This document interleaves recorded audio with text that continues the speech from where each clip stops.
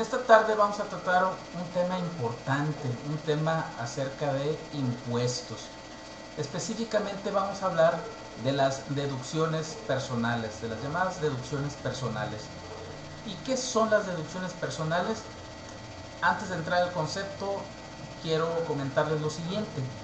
Independientemente de la actividad que cada uno tiene, es decir, si uno es agricultor, si uno es profesionista, empresario, empleado, asalariado, las leyes fiscales, las leyes tributarias, establecen la obligación de pagar contribuciones. Estas leyes fiscales imponen la obligación de hacerlo periódicamente, ¿sí? Ya sea por mes o generalmente por año, y esto se hace a través de lo que conocemos como la declaración anual de impuestos, misma que en México se presenta, tratándose del impuesto sobre la renta, se presenta en el mes de abril del año inmediato posterior al que se trate.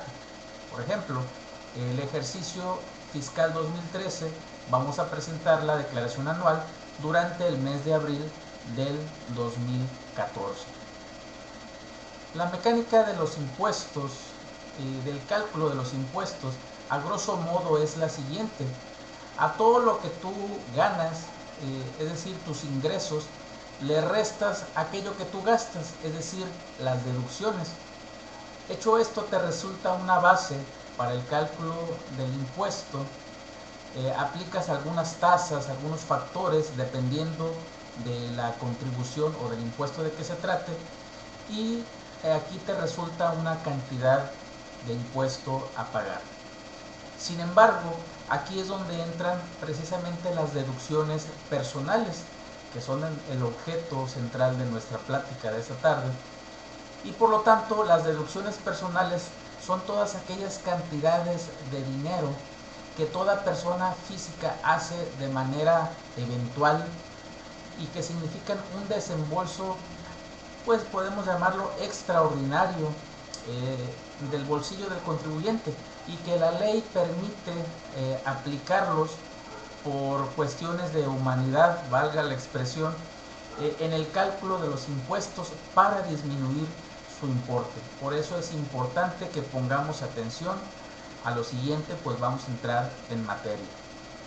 En el artículo 151 de la Ley del Impuesto sobre la Renta se establecen 8 casos en los cuales la ley permite deducir los gastos que ahí se mencionan. Como punto número 1 son los pagos por honorarios médicos y dentales, así como los gastos hospitalarios efectuados por el contribuyente para sí, para su esposo o esposa, para la persona con quien vive en concubinato, para sus hijos e incluso para sus padres. Es decir, punto número 1, el pago que tú hagas a un doctor particular, ¿verdad? Hay que obtener de ese doctor el recibo de honorarios correspondiente. O si tuviste la necesidad de contratar servicios de hospital, al final, cuando se dé de alta el paciente, que puede ser tú, tu esposo o esposa, tus hijos, tus padres, ¿verdad? O la persona que vive contigo en concubinato, debes obtener el comprobante fiscal respectivo, ¿sí? Con todos los requisitos, y tú debes aportarle tu información fiscal para que sea expedido. Número 2, en este punto número 1, se asimilan a esos gastos también, bueno, obviamente los gastos dentales, los dentistas, y también se asimilan a estos gastos los que se realicen para los servicios de oftalmología, lentes y todo eso. Número 2, los gastos, y aquí tocamos madera todos, los gastos funerales. Si nosotros hacemos un gasto funerario en ese año, siempre y cuando no exceda del salario mínimo general del área geográfica donde nos encontremos, elevado al año, y siempre y cuando también los hagamos cuando la persona que falleció sea una de las personas que mencionamos en el punto anterior, ¿verdad? Los gastos funerarios. Punto número 3, los donativos no onerosos ni remunerativos. Esto es, los donativos que nosotros hagamos a instituciones de asistencia, de altruismo, y que sobre todo que esas instituciones o esos organismos estén autorizados por la Secretaría de Hacienda para recibir donativos deducibles del impuesto sobre la renta. Deben de cumplir con este requisito porque el comprobante que ellos te expidan, que es con el que lo vas a deducir el gasto, debe de incluir ciertos requisitos especiales. Entonces debe de estar autorizado por la Secretaría de Hacienda y Crédito Público para recibir este tipo de donativos. Número 4. Los intereses reales efectivamente pagados en el ejercicio por créditos hipotecarios destinados a la adquisición de casa habitación contratado con instituciones integrantes del sistema financiero. Es decir, los intereses reales, hay que ubicar muy bien ese concepto.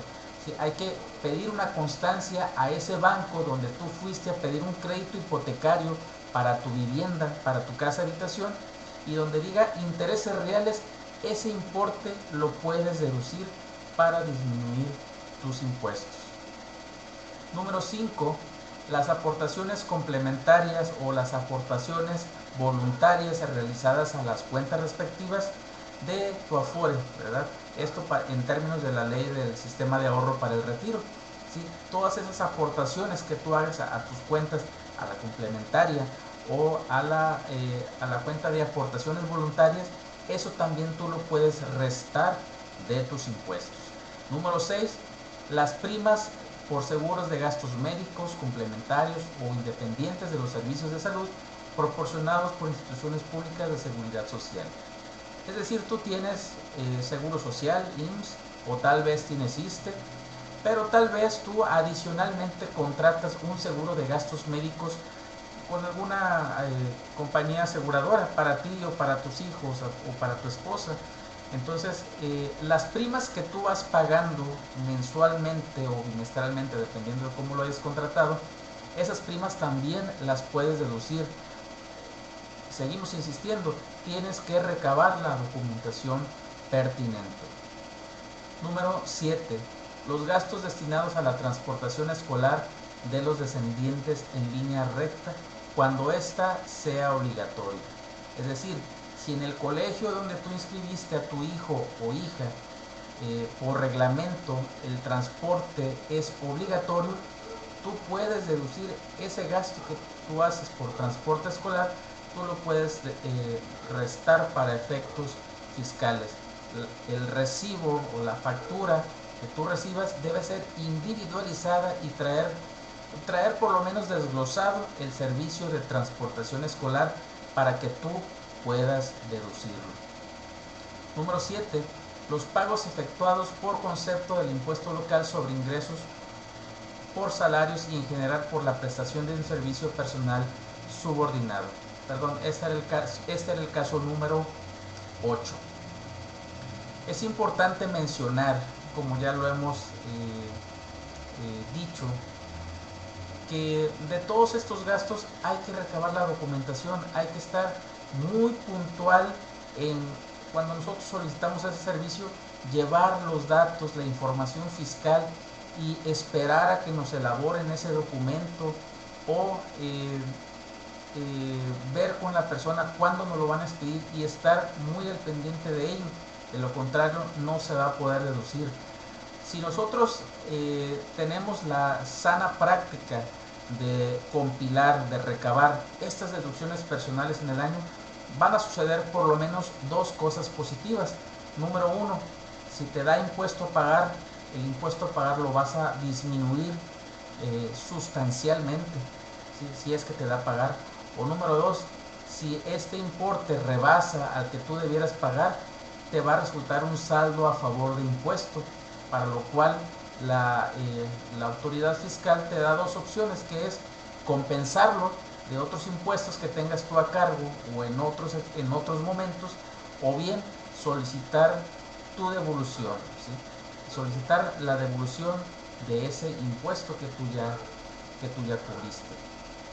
Yo espero que sea de utilidad esto que te digo, pero más aún yo espero que lo pongas en práctica, que tengas una disciplina de llevar a cabo esta orden, esta organización de los gastos que tú efectúas y sobre todo en materia de deducciones personales, que son una ayuda significativa para el pago de tus impuestos.